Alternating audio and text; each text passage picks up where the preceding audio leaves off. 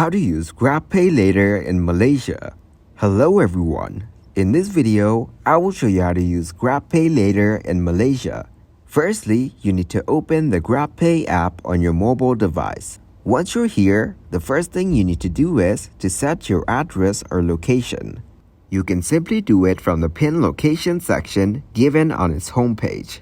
Select your country as Malaysia as we are setting the Pay Later option for Malaysia. Also, you will get to know if the specific option is available for Malaysia or not. Once it is done, tap on Payment from the bottom of its homepage. Here you need to activate your GrabPay wallet. To do so, enter your full name on this page. After that, you'll need to go through a series of verification steps to complete the activation of your wallet. Once your wallet has been activated, you can use it to pay later on GrabPay. You have two options for paying later.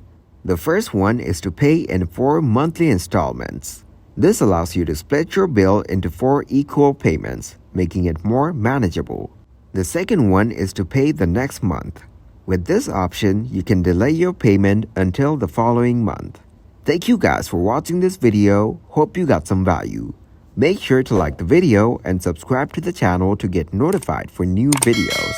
See you in the next one.